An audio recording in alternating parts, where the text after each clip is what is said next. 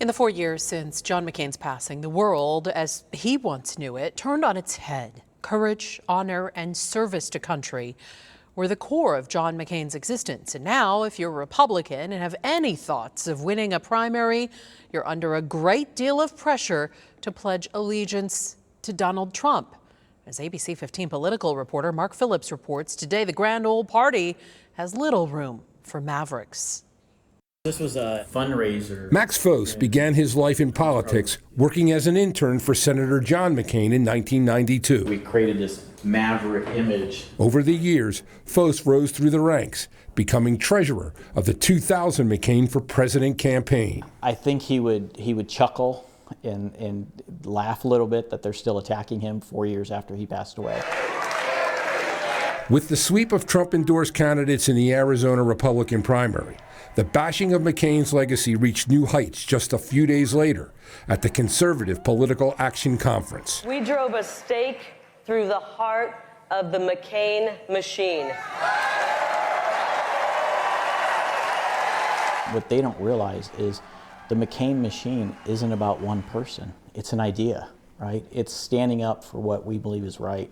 It's standing up for those who can't stand up for themselves.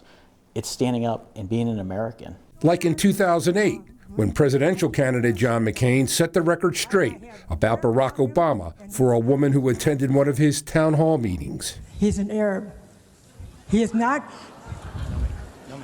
No? No, ma'am. No, ma'am. No, ma'am. He's a decent family man, citizen that I just happen to have disagreements with. The things that I remember about John, really, basically, that I loved about him is that he was such a straightforward, honest person. Former Governor Jan Brewer worked with McCain, campaigned with McCain, and nominated him for president.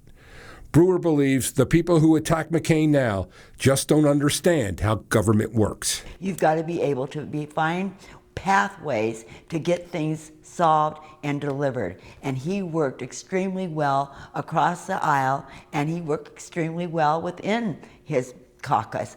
But people resented that. People are very divided, particularly more so today. Brewer credits McCain with saving Luke Air Force Base after the military wanted to shut it down.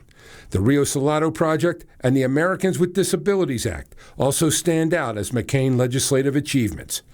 The senator needed bipartisan support, something that's in short supply in Congress, a reflection of how divided America is. I think he would be fearful of where our country could go, but I also think he would be the first person to have hope that we're going to come back together and live by the principles that our country is founded on. As John McCain would say, be for something and don't let them get to you.